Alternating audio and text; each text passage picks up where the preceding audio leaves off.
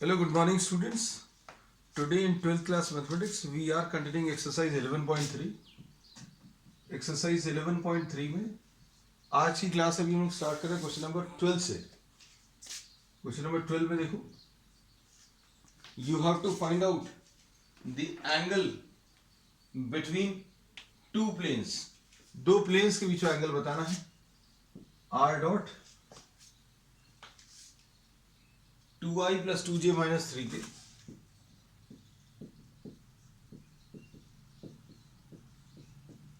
Equal to 5 दिया है, और दूसरा एक और प्लेन दिया हुआ है r dot 3i minus 3j plus 5k.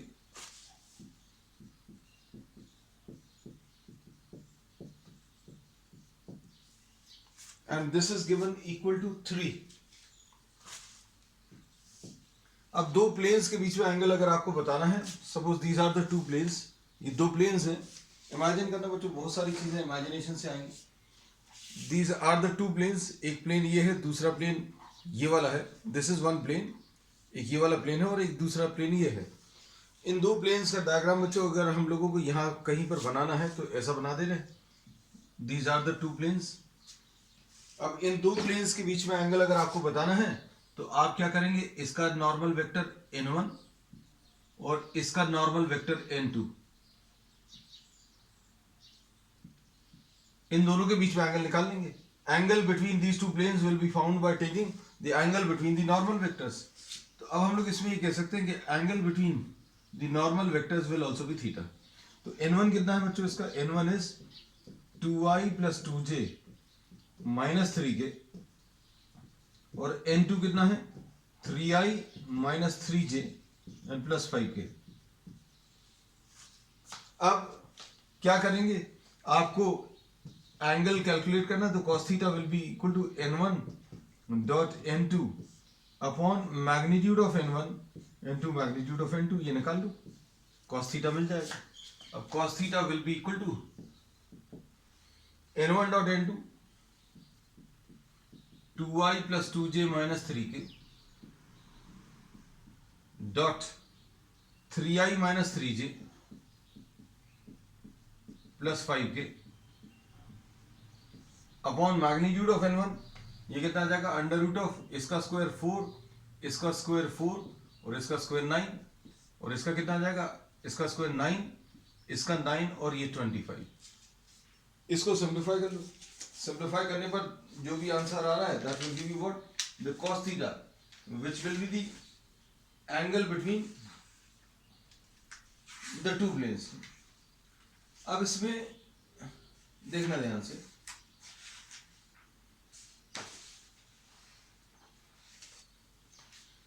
ये आ जाएगा 2 into 3 plus 2 into minus 3 plus minus 3 into 5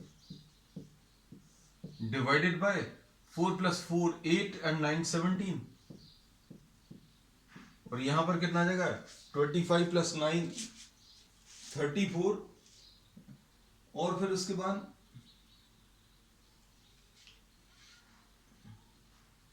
ठीक है बच्चों,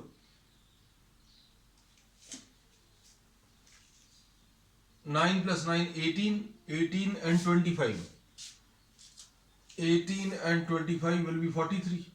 तो ऐसा कुछ आ जाएगा. तो ये एब्सोल्यूट वैल्यू ले लेना, ये आ जाएगा 6 माइनस 6 0 हो जाएगा, और minus 15 divided by under root of 17 into 43, 43 into 17, 17 3s are 51, 17 4s are 68 and 5 73, root 731. तो ऐसा कुछ होना चाहिए. आंसर चेक कर लेना. इफ इन केस कहीं पर कुछ इधर उधर हो, कुछ सिंप्लीफाइड है क्या, सिंप्लीफाइड तो नहीं होगा मुश्किल ही. Yes, this is the answer. तो 11.3 का ये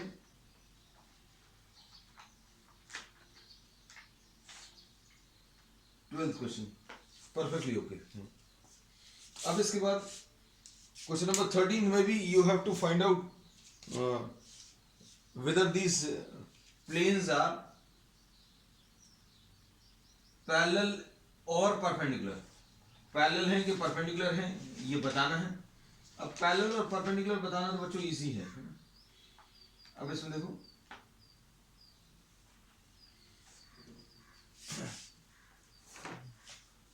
question number 13, first part.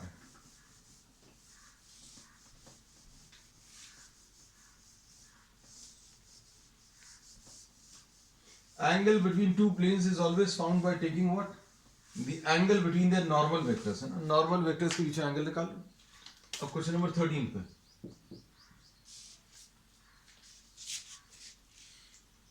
7x plus 5y plus 6z plus 30, 7x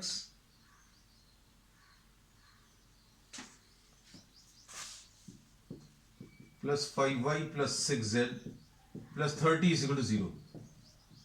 ये फर्स्ट प्लेन की इक्वेशन है और 3x minus y and minus 10z plus 4 is equal to 0। इन दोनों के बीच में एंगल बताना है तो n1 कितना है बच्चों? n1 is 7i plus 5j plus 6k, ऐसा कुछ है। n2 कितना है? नॉर्मल वेक्टर ये 3 है, 3i माइनस 1j, y के साथ यहां पर -1 है, माइनस 10k। अब cos थीटा कैसे मिलेगा?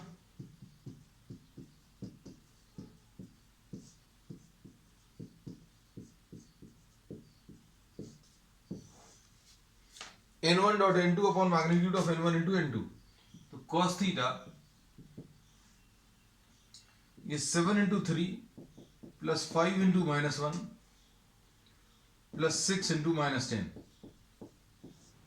n1 डॉट n2 कैसे निकालेंगे? i के x के जो कंपोनेंट्स है वो मल्टीप्लाई किए, y के कंपोनेंट्स और z के कंपोनेंट्स मल्टीप्लाई किए upon magnitude of n1 7 square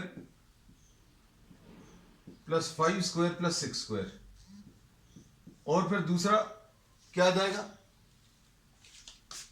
3 square plus -1 square and plus -10 का square. This is what you get. This is 21 minus 5 and -60 divided by, यह आ जाएगा 49 प्लस 25 प्लस 36, और यहां पर कितना आ जाएगा इसका? 9 प्लस 1 प्लस 100, तो यह आ जाएगा एब्सोल्यूट वैल्यू 21 माइनस 5 कितना आ जाएगा? 16, और 16 माइनस 60 मतलब -44। यहां पर कितना आ जाएगा? ये इसके साथ मिलकर 55, 85, 85, 90, 90, 110, और यहां पर ये भी 110। वाह, ये तो कुछ सॉल्व हो रहा है बच्चों। ये आ जाएगा 44 upon 110, 11 4s are 11 10s are 2/5, तो बच्चों cos थीटा की वैल्यू 2/5 आ जाएगा, और यही शायद इसका answer. Question number 2, question number 2 में इसका second part,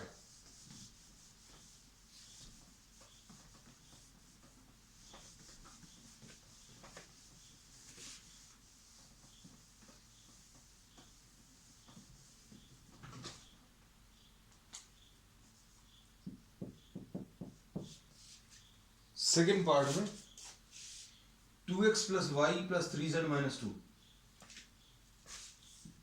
2x plus y plus 3z minus 2 is equal to 0, ऐसा कुछ है। फिर दूसरा क्या है? x minus 2y plus 5 is equal to 0, x minus 2y plus 0z plus 5 is equal to 0।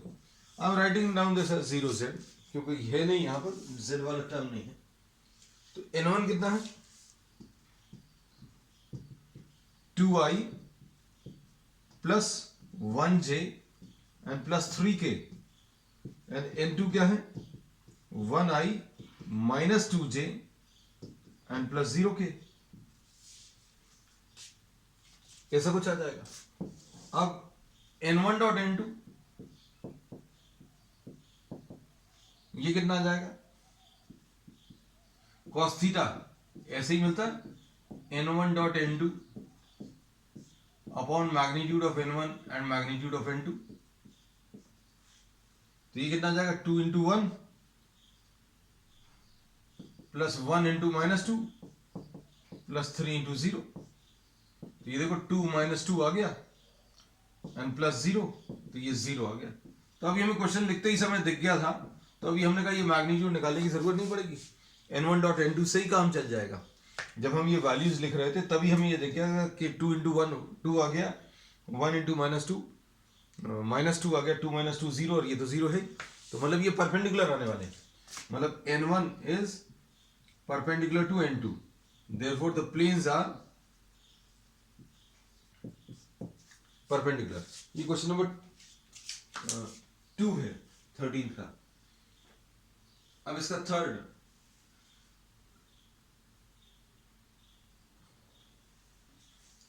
Third part में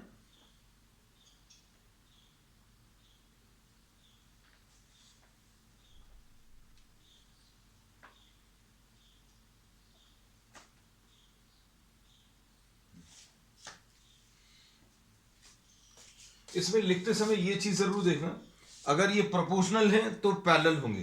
प्रोपोर्शनल मतलब ये इसका डबल हो, 1/3 टाइम्स हो, 2 टाइम्स हो, ऐसा कुछ अगर है तो ये पैरेलल होंगे, क्योंकि कोई भी दो वेक्टर्स अगर पैरेलल हैं तो उनके डायरेक्शन रेशियोज प्रोपोर्शनल होते हैं बच्चों। अब देखो नेक्स्ट वाला क्वेश्चन उसी का है। As I saw the question just by seeing it you can find out. Question को लिखते समय बस थोड़ा सा ध्यान देना, बहुत सारी चीजें आपको पता चल जाएंगी क्या करना है। 2x minus 2y plus 4z, 2x minus 2y plus 4z plus 5 is equal to 0, एक ये है। और दूसरा 3x minus 3y, 3x minus 3y plus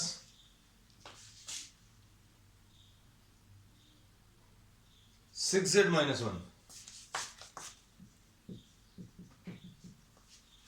is equal to 0।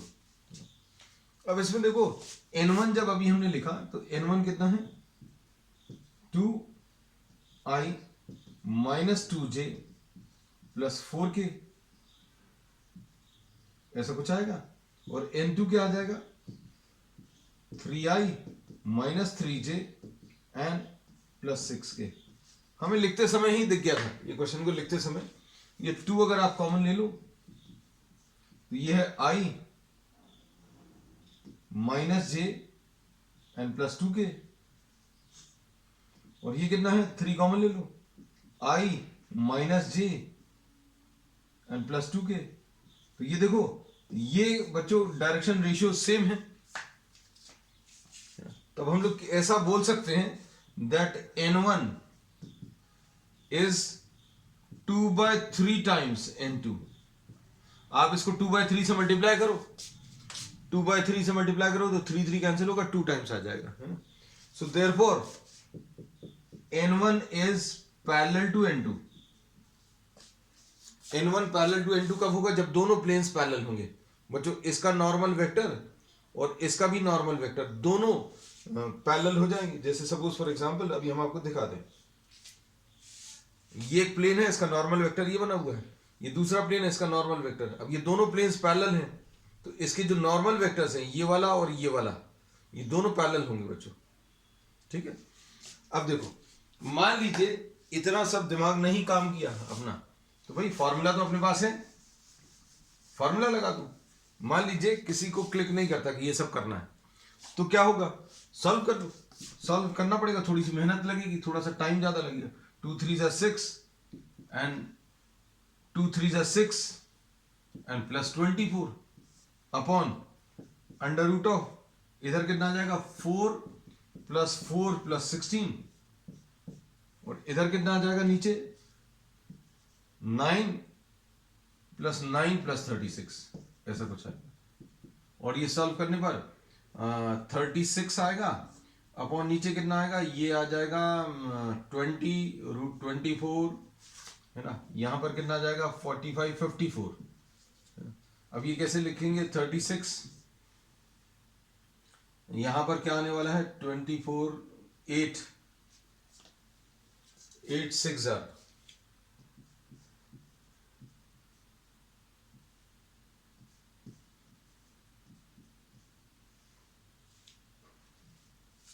कुछ गड़बड़ है क्या, ये आ जाएगा 4 just 1 minute 2i minus 3j, ठीक है परफेक्टली ओके। 6 प्लस 6 30 36 ठीक। ये 4 प्लस 4 प्लस 16 और ये 9 प्लस 9 प्लस 36।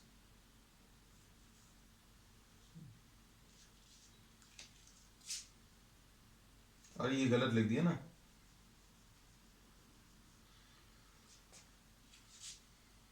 ये गलत लिख दिया था।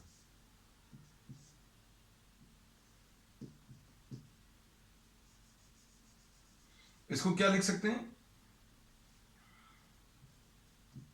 4 इंटू 6, और यहां पर क्या लिख देंगे बच्चों, यहां पर आ जाएगा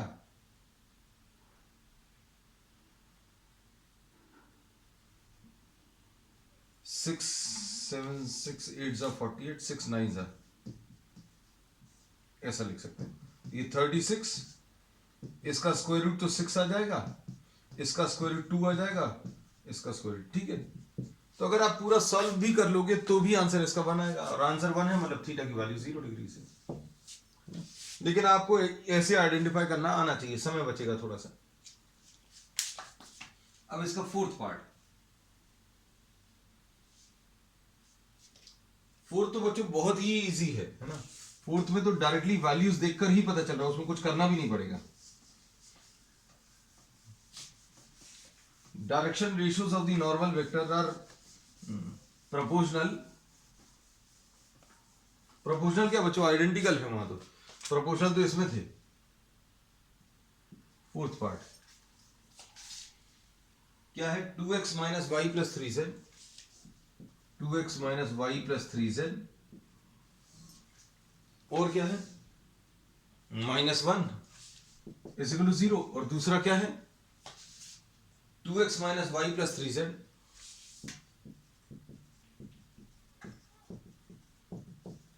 3 इज इक्वल टू 0। अब इसमें n1 2i minus 1j plus 3k ऐसा कुछ है, और n2 क्या है 2i minus 1j and plus 3k। n1 and n2 are same, n1 और n2 सेम है, मतलब दोनों का नॉर्मल वेक्टर एक ही है। दो प्लेन्स का नॉर्मल वेक्टर एक ही कब होता है, जब दोनों पैरेलल होंगे, है ना। ये इसके ऊपर परपेंडिकुलर है और इस प्लेन के ऊपर भी परपेंडिकुलर है, प्लेन्स आर पैरेलल, ऐसा लिख सकते हैं, डायरेक्टली लिख सकते हैं बच्चों। फिफ्थ पार्ट,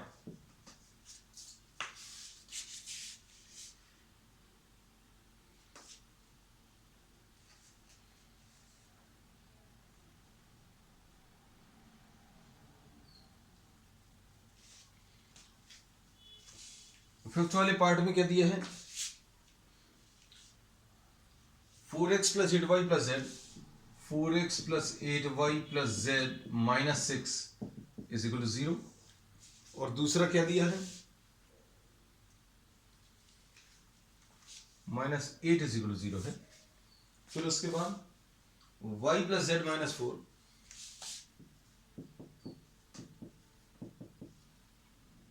n1 कितना आ जाएगा, इसको 0x लिख दें, n1 आ गया 4i plus 8j plus 1k, और n2 क्या है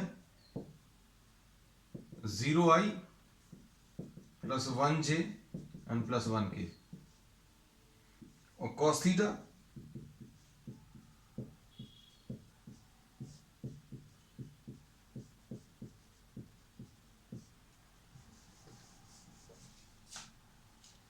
ये आ जाएगा n1 dot n2 4 into 0 plus 8 into 1 plus 1 into 1 divided by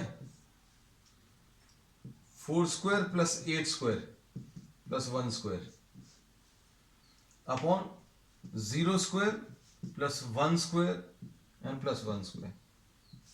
solve कर लो बच्चों। ये सॉल्व करने पर कितना आ रहा है? सॉल्व करने पर ये 9 अपॉन ये कितना आ जाएगा 36 64 36 एंड 64 कितना आ जाएगा बच्चों?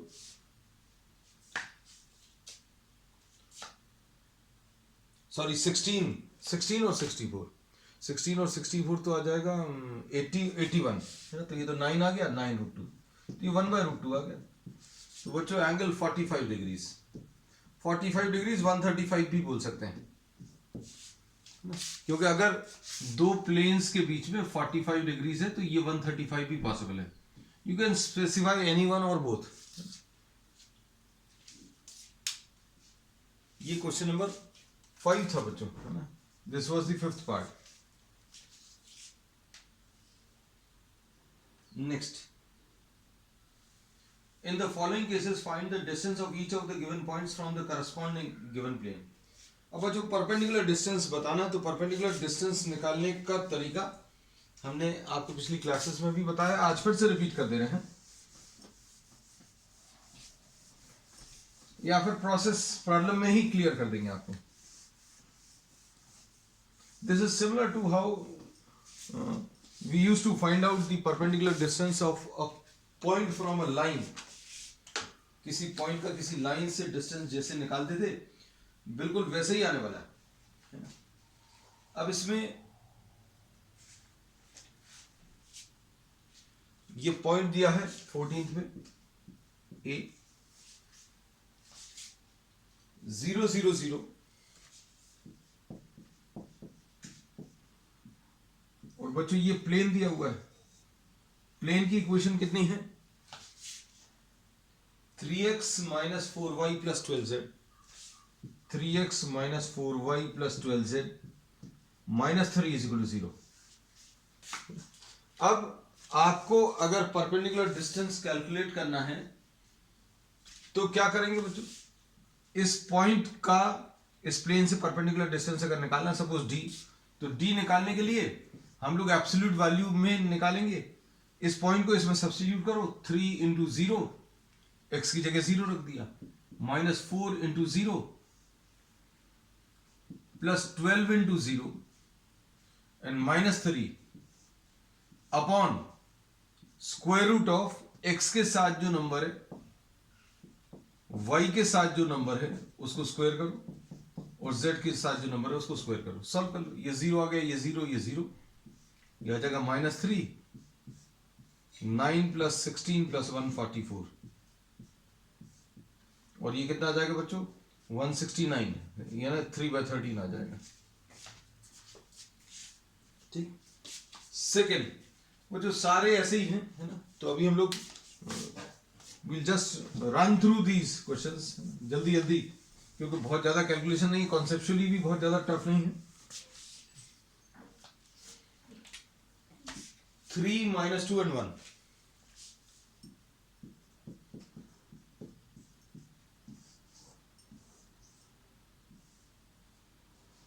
इससे ये परपेंडिकुलर डिस्टेंस बताना है।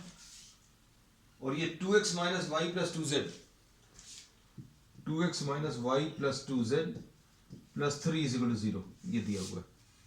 कैसे निकालेंगे? 2 into 3 minus minus 2 plus 2 into 1 plus 3 upon under root of 4 plus 1, इसको स्क्वायर करो, इसको स्क्वायर करो और इसको स्क्वायर करो। हमने बोला परपेंडिकुलर डिस्टेंस निकालने के लिए x की जगह ये रख दो, y की जगह ये रख दो, z की जगह ये रख दो प्लेन में, और डिवाइड कर दो, इसका स्क्वायर, इसका स्क्वायर और इसका स्क्वायर। तो ये कितना आ जाएगा? 6 plus 2 plus 2 plus 3 upon under root of 7, ऐसा कुछ आएगा। सॉरी ये इसका स्क्वायर बच्चों 4 आएगा, तो ये 9। तो सॉल्व करने पर कितना आ गया? 13/3 है ना।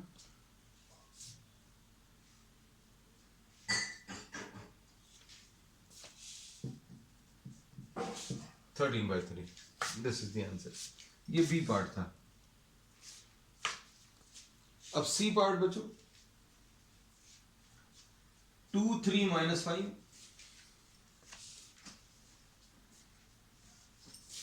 डायग्राम भी अब चेंज नहीं करेंगे बच्चों। सी पार्ट 2 3 - 5 और लाइन की इक्वेशन क्या है? सॉरी प्लेन की, x + 2y - 2z।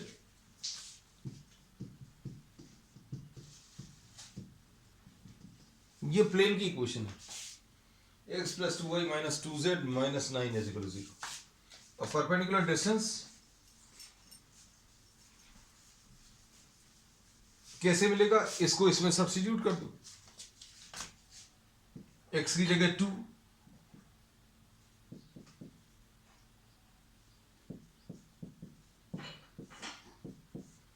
x के साथ जो नंबर है उसको स्क्वायर करो, तो ये कितना आ जाएगा सॉल्व करने पर? 2 + 6 + 10 अपॉन √9 एब्सोल्यूट वैल्यू। तो ये कितना आ जाएगा? 18 डिवाइडेड बाय 3 यानी 6 आ गया। अब इसका लास्ट पार्ट बच्चों, डी पार्ट। पॉइंट क्या है? Point is -6 0 0 -6 0 and 0। और प्लेन की इक्वेशन क्या है? 2x - 3y + 6z। 2x - 3y + 6z -2 = 0। ठीक, अब क्या करेंगे?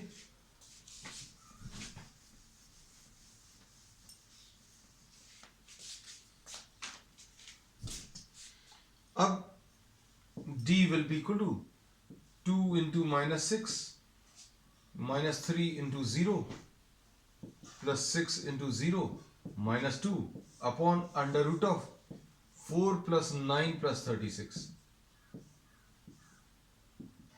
तो ये आ जाएगा -12, ये 0 -2 अपॉन ये आ जाएगा √49। अब ये सॉल्व करने पर क्या मिलेगा बच्चों? ये आ जाएगा 14 डिवाइडेड बाय 7 यानी 2।